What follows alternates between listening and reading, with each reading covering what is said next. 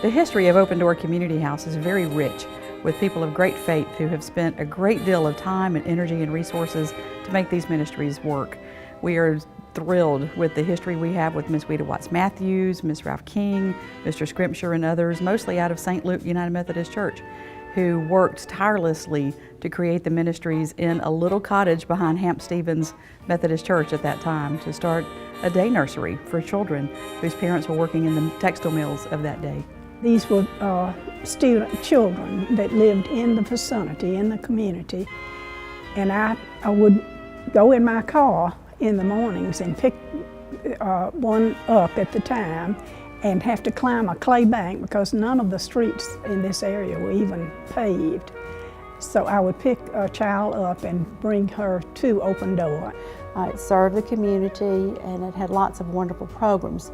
Through the years, I have seen those programs strengthened, I've seen them grow. I've seen Open Doors still keep that great family atmosphere that serves generations.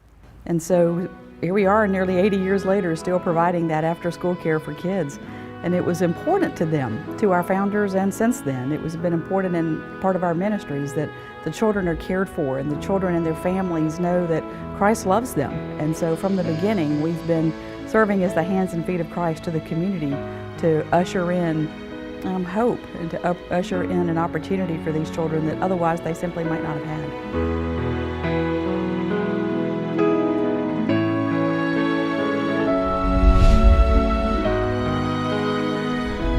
Our vision statement is to eliminate poverty in our community. People ask all the time, do you really think you can eliminate poverty? And we really do feel like that we have a God-sized vision and a God-sized task, and we may not get there in our lifetimes, but it gives us something to really work toward. Serving as an incarnational ministry, meaning serving literally as the hands and feet of Christ, means that we don't just talk about what we do as much as we try to put action to what we feel like God is calling us to do. Many of the people that come to programs may not live in walking distance, where they did in the 1930s when it was started. They come now through other means, but they still serve a surrounding neighborhood. But relevance, ability to react very quickly, programs that reflect what's important in today's society is what I've seen Open Door continue to be. We have an opportunity to not only provide mercy ministries, if you will, so some food, some basic needs, but even more so, we have an opportunity to really deal with the systems that keep people in poverty. And so when we serve as the hands and feet of Christ, we feel like we're providing both the proverbial fish for the next meal and the way to find fish for the rest of your life. Circles in Columbus is our newest initiative, and it is a citywide initiative to help people who live in poverty truly create a path to move beyond. I first became involved with the program when it was just known as the Getting Ahead program. There was a workbook, Just Getting Ahead and the Just Getting By World. It was 15 weeks. We met once a week. Persons who are called circle leaders go through a program called Circle Leader Training for 15 weeks. There, they're able to learn about resources that they have, as well as resources that they'd like to build. When they complete that program, they are then eligible to move into the Fuller Circles model, and that's where they are partnered with people called allies, who are volunteers from the community. And together, whether that be 3 or 4 in their group, they are able to spend at least 18 months together implementing that plan. And we kind of worked through and talked about different things. We talked about 11 different resources, language, we talked about finances, emotions, physical, and all of those things attributing to poverty. So they're able to go back to school. Many of them work on job-related skills. Some of them work on their health. Some work on building spiritual resources. And we share one thing with each other that is new and good that has happened with us or to us within the last week. Then following that, we have time to meet with our individual circles. That would be the circle leader meeting with their allies, the 2 or 3 individuals who they're paired with, who provides them with support. And the goal is to be able to implement that plan to move out of poverty. Your allies serve as your motivators, your coaches, the people who are going to stand beside you as you walk through that very difficult process. These women, Meg, Olive, and Miss Kim, and all these people that are involved in circles, they really prayed about who to put with who.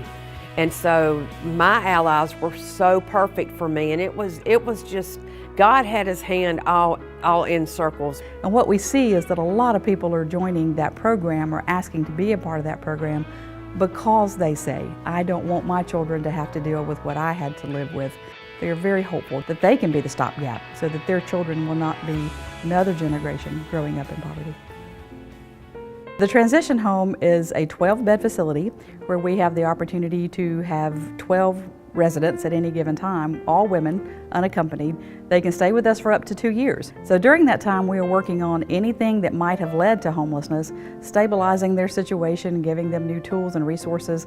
The goal for all of them would be a return to permanent housing and self-sufficiency. What they offer us to help us get a job, they do vouchers for us getting clothes that we don't have, and we just go pick out things and we voucher.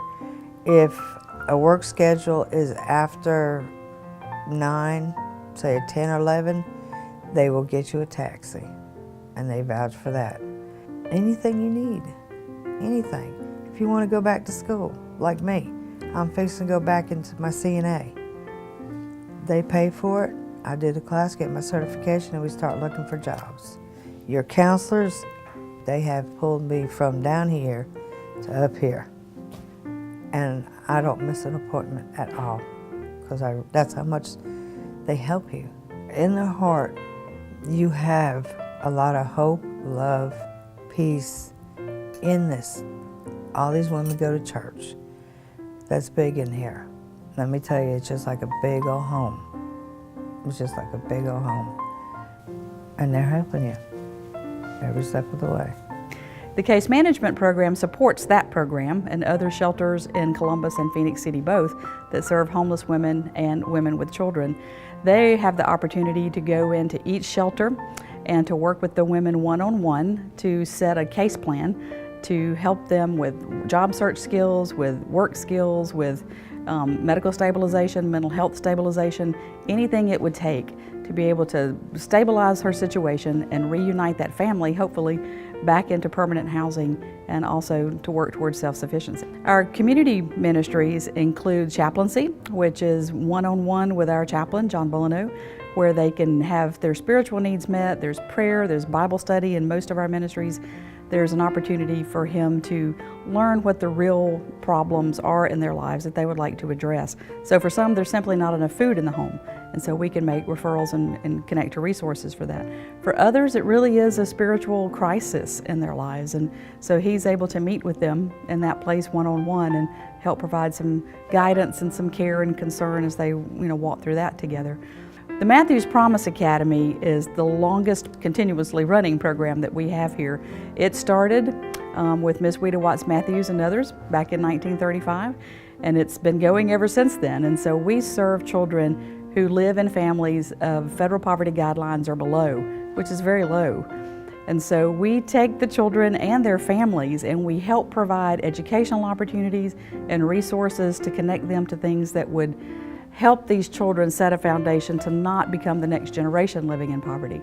We focus a lot on not only building spiritual resources, so Bible study and devotions every day, but we particularly focus also on reading development. We know that so many children who live in poverty have verbal skills that are less developed than some other children, and so we work hard on reading development. We have a reading program. We have a Compass computer program that gives an individualized learning path for each child. So we do a lot of one-on-one work. You see the children come in, and in 3 months' time, they are reading so well that it just warms your heart to think that that little touch, personal touch, can mean so much to a child. We also have an institute, which we call the Open Door Institute, which is the educational component of who we are. And so we're able to provide computer classes, life skills classes, and most recently we've instituted the GED, which is a fantastic partnership with Columbus Technical College. There's a huge need in the community that we serve just to get the GED to be able to obtain the kind of employment that would hopefully bring you living wage income, and that's what we're seeking there. The Senior Adult Program, which is affectionately called Golden Agers, provides an opportunity for persons age 50 and over to come on Mondays and have a lunch. We're usually provided by a church or UMW group. They have a program. They love bingo. They do Bible study and gospel singing and all kinds of wonderful things. And then our chaplain, who coordinates that program, takes them out 2 to 3 times a month on special activities. Sometimes that might be going fishing, sometimes it's for shopping, which they love Walmart, and going out for a special lunch. And they love the opportunity to get out and fellowship together.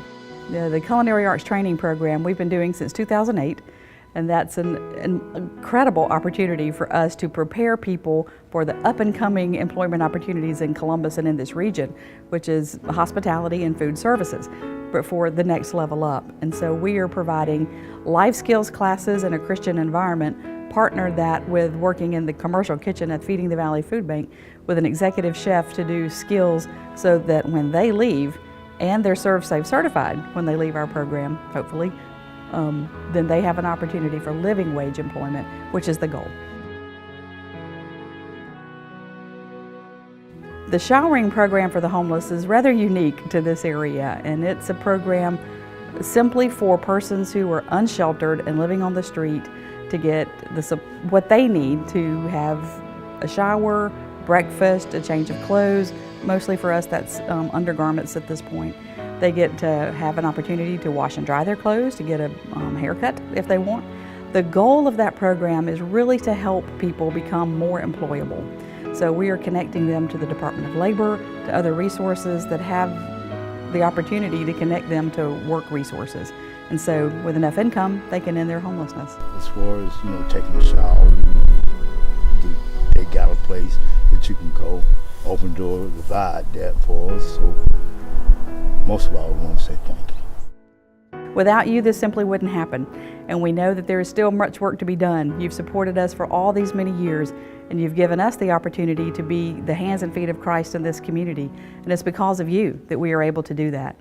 But don't stop. We have a lot of work yet to be done. We hope that you'll continue to partner with us as we minister here in the Columbus area, that you'll support us through volunteer work. There are plenty of opportunities to do that here at Open Door. And certainly we invite you to continue to participate, providing your hygiene items and undergarments and the other items that you provide that give us the undergirding to be able to provide the things that are necessary for the people that we serve. I can't thank you enough for all the many ways that you've supported us through prayer support, through volunteer support, and through monetary donations. We thank you. We thank you for your support, and we thank you for your prayer. We thank you for your encouragement.